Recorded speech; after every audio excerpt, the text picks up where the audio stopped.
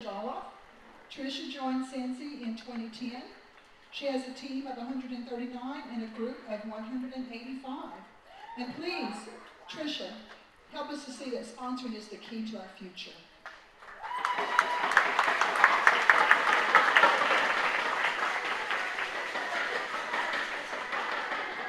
Okay, so I am extremely nervous. This is the biggest group I've ever talked in front of. So if I'm talking too fast, just give me a fist pump or something and I'll know that you need me to slow down. So I'm just going to give y'all a little bit of a background on when I got started. I started on May 12th of 2010.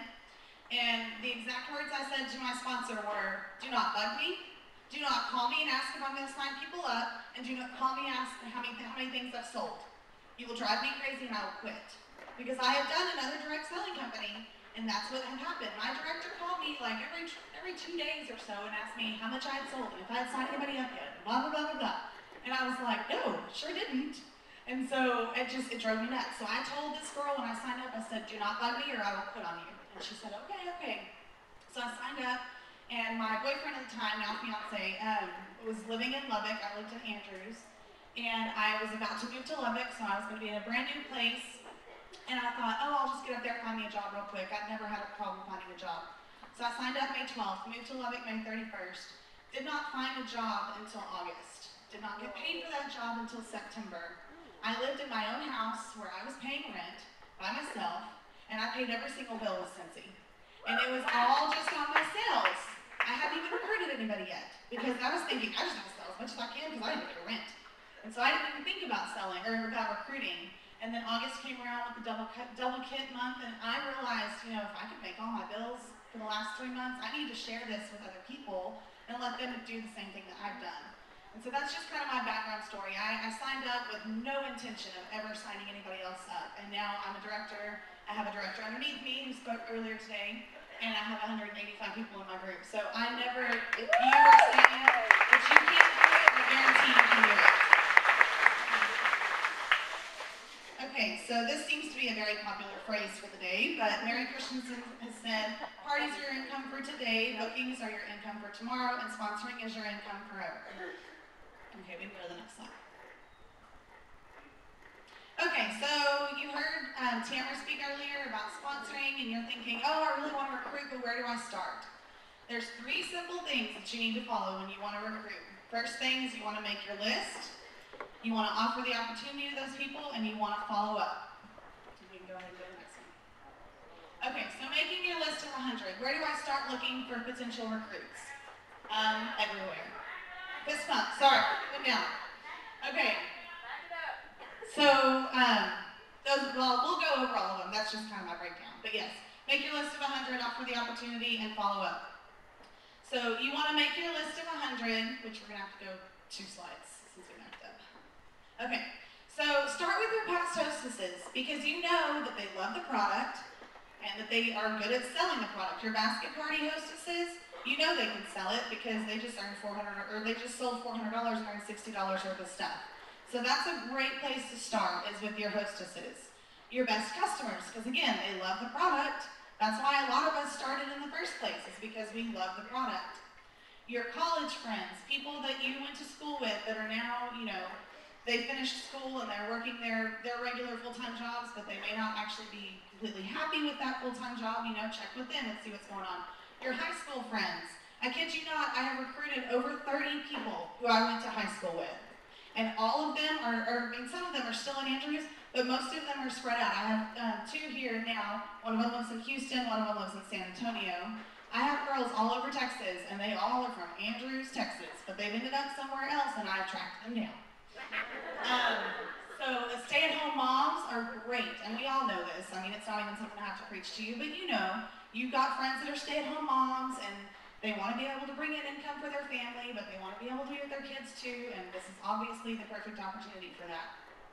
Your coworkers, if you are at a job where you're not making very good money, then your coworkers aren't either. So you need to talk to them about signing up. And Facebook friends, the reason that's in all caps is because that is where I started whenever I started recruiting. I literally sat down, I have over 1,000 Facebook friends, you guys, it took me forever.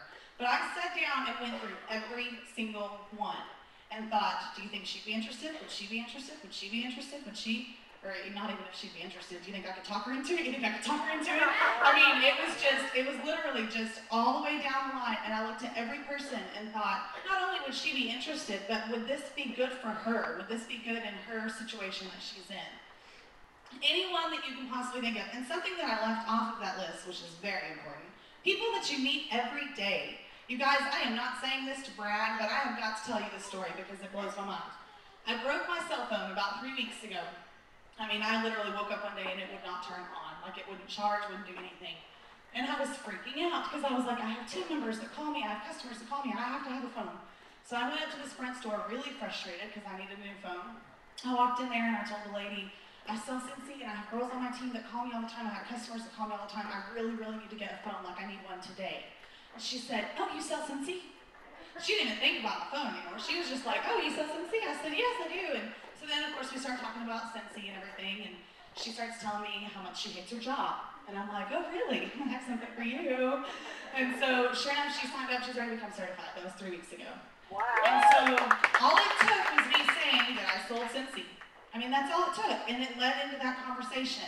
Everywhere you go, you might meet someone who's interested, and if you don't actually just put yourself out there, sometimes that's all it takes. Just say the words, I sell Cincy. The best conversation starter for me with this business has been, what do you do? That's my question. When I meet a new woman or anybody really, it's you know, where do you work? What do you do? Oh, I work at, you know, Sonic, whatever. Oh, that's really cool. What are they going to say to you? What do you do? There you go. You've opened up your way to get in there and talk about Cincy. That's the easiest way to bring it up with somebody. You don't have to bombard them and say, oh, hey, hi, nice to meet you. By the way, I sell Cincy. You know, I mean, there's ways to lead into it to where you don't feel like you're just pushing and pushing. Okay, next slide, please. Okay, I have my list, so now what? You want to start contacting every single one of them. If you are comfortable calling them, then do that. If you can meet them for lunch, if they're in your town, that's probably the best way, so you can be one-on-one, face-to-face, and talk to them. Email, Facebook message, regular mail, I mean, just get it out there somehow. And honestly, Facebook message is the way that I go most often. Just because it might be a little impersonal for some people, but for me, it's been what's worked for me. So you sit down, you get that list of each of those people, and send them a message. And you don't have to start off with, hey, I sell Cincy. Do you want to sell Cincy? If it's somebody you haven't talked to forever, you might want to, you know, ask them how they're doing before you just throw Cincy in their face. And just kind of try to lead in that conversation, same as if you just met somebody. Okay, next one. Okay, so she said yes, or he said yes. That's great. You're not done yet. How many people in this room have had somebody say they were going to sign up and they never did? Lots of us, yes. So if you have them say yes, that's great, but you have to follow up with them. It's really great for you to be able to look at them and say, great, I'm so excited. What day are you going to sign up? Because then they're going to tell you. And then when that day comes, if they haven't signed up yet, you can go back to them and say, hey, you know, are you still planning on signing up today? Do you have any questions? Do you remember where my website is? I mean, just anything to check back with them. Okay, I kind of went over this. Ask them what day they're planning on joining. Same thing, sorry. Okay, we can go to the next one because I already covered all of that. I probably should look at this while I talk, sorry guys. Okay, so here she said maybe. That's better than no, right? Okay, next one. Okay, give them a day or two to think about it. Like Tamara was saying earlier, you don't want to just bombard. I mean, and that's something I've had to work on. When we went, I got to go to the incentive trip Disney World last year, and my mom told me, I was talking to a lady that was there about Cincy, and my mom kind of pulled me aside after I got done talking to her, and she said, Tricia, I know how much you love Cincy. I know that you meant every single word that you said to her, but you were like way up here, and it kind of made it sound like it was fake, like it couldn't be as great as you said it was. So you might want to tone it down just a little bit so you don't scare people away. And I was like, yeah, that's something to think about. I'm still not very good at toning it down. I get really excited. Ask them what their doubts are and try to help them with any questions they have. I mean, that's an obvious thing. If they said maybe, then it's because they're not completely sold on the idea and you need to figure out what it is that they still need to know. This is one of my favorite things. Offer to let them do a basket party and keep the sales as their first order. A million of my recruits, not that I have a million, but you know what I'm saying, a lot of my recruits have come from that. because they've done a basket party, or they've said, oh, I don't know, maybe I'd be interested, but I don't know. I don't even know if I could really sell it. And that's a great opportunity to say, well, then why don't you try a basket party? Try a basket party, take it. If you collect, over $150, then you're going to be an active recruit once you sign up, and you're still going to get your free and half price. So just go ahead and take it, do what you can with it, and then if you decide this is for you, you can sign up. If they don't sign up, you have a party. So either way, it's a win-win. And then same goes for if they are doing a basket party. If you have someone who's doing a basket party that calls you and says, oh, I've only had this thing for a week and I've already sold $400. Oh, well, did you know that if you signed up right now, you'd make your money back immediately? I mean, that's an automatic thing. Okay, next page. Okay, he or she said no. Yes, it's a bummer, I know. But you need to respect their decision for now. You're going to want to check back with them later, because just because they said no right now does not mean that it's forever. Sometimes the timing's just not right. Sometimes they just don't have that extra $100 to put into it, but maybe a couple months from now they will. Move them to the bottom of your list and ask them again some other time. I mean, I have my recurring list that it's just, 1, 2, 3, 4, 5, all the way down, all these people that I've been talking to over time. And literally, if they say no, they go to the bottom. And then they'll come back around eventually, and I will talk to them again. Okay, next page. Recruiting packets, and I meant to bring mine in, and I didn't. But I always have a recruiting packet with me everywhere I go, in my car, in my purse. I said I always did, but I didn't bring it in here, because I knew all of you were consultants, so that's why. But I always have it in my purse, at least in my car, so that I can run out to my car and get one.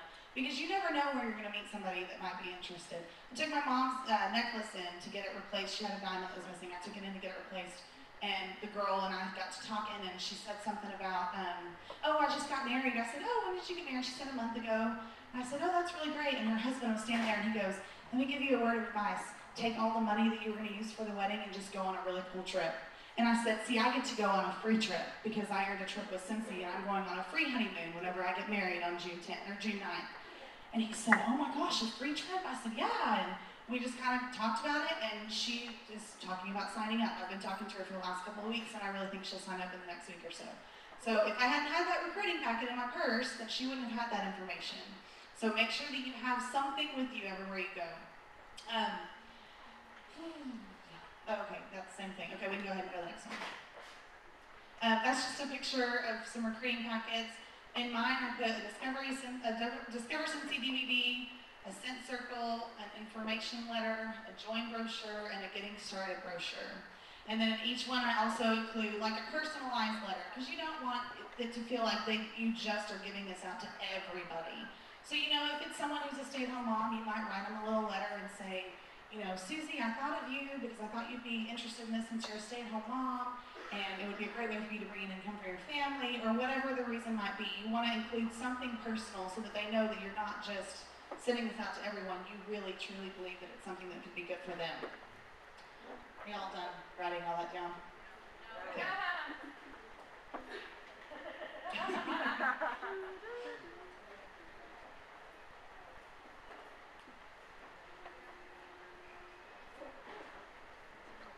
We're good?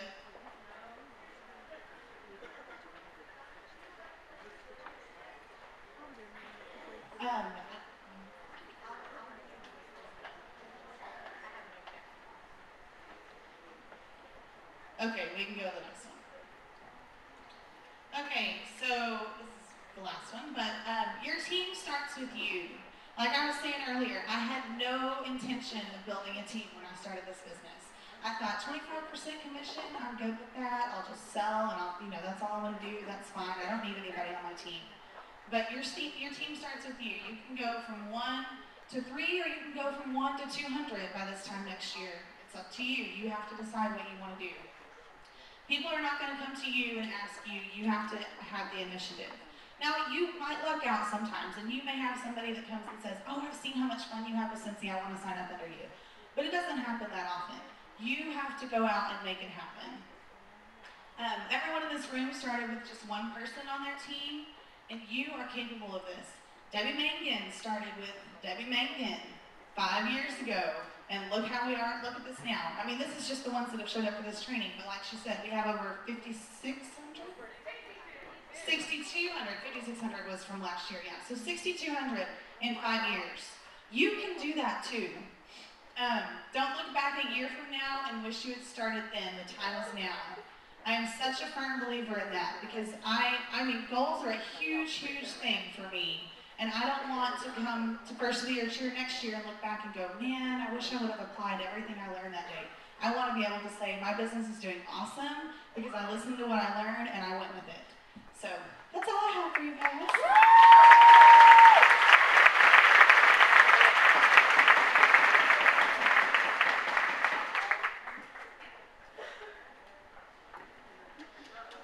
Great job, Tricia. Thank you.